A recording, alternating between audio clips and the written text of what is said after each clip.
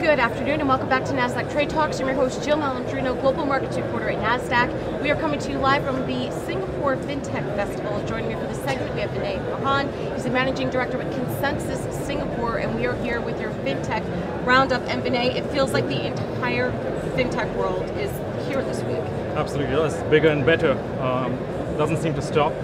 It's been such an awesome time the last few days, and it's just overwhelming how much interest Singapore's managed to generate in such a short period of time. It absolutely has, and particularly with the regulator hosting this event. But let's talk about the blockchain ecosystem in Singapore. So as you probably know, about an hour ago, Joseph Lubin, founder of ConsenSys, co-founder of Ethereum, launched the first of its kind Singapore Blockchain Ecosystem Report. This was a landmark initiative, I think, not just for Singapore, but also blockchain in general across the world.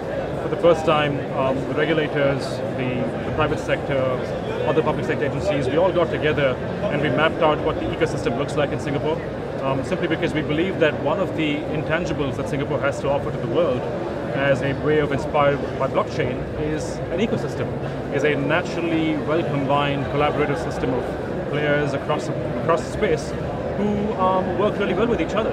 And that, for me, is the secret sauce behind Singapore's success. Yeah, and all the projects in the country and region that you have, it's not just this one paper that you put together, but you have a lot going on. Absolutely, and this is the zeitgeist of blockchain in Singapore. But there's so much happening under the hood. There's so much going on planned for the next year. It's just amazing how much interest Singapore has managed to work into the world of blockchain. But at the same time, not overdoing it. I don't think Singapore is going all out and saying, it's blockchain or bust. But I think it's playing at it very smartly. It's coming at blockchain in a very secure way by making sure it focuses on sustainable adoption. I think that's the key way.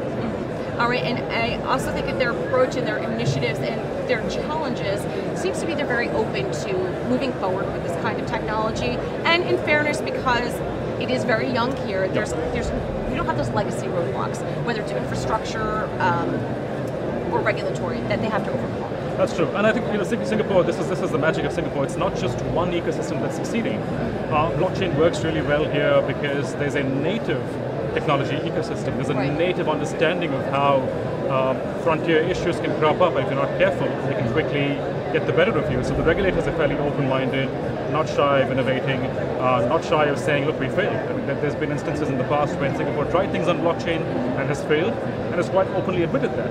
And that's the sort of learning that the world can take away from this. I also think, too, that globally there's this association of blockchain and either cryptocurrency or finance specifically when any vertical, any industry certainly has practical applications for blockchain. If you are running logistics, the supply chain, whether it's traditional logistics like deliveries or food from farm to table, there's an application for blockchain everywhere. Absolutely, and this is the beauty of why we need an ecosystem. This is not a single pillar technology.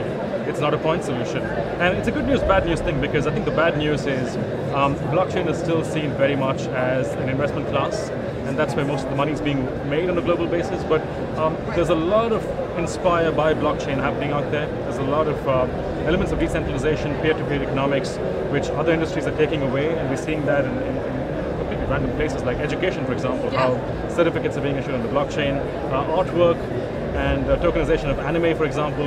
And the beauty of the model is because Singapore keeps such an open mind and has such a welcoming attitude across the board, these ideas are never seen as being too far-fetched. And I think when the plumbing is built, and it will be built, and when the timing is right, and when the regulators have found their place in keeping step with everyone else, these are ideas that will take off.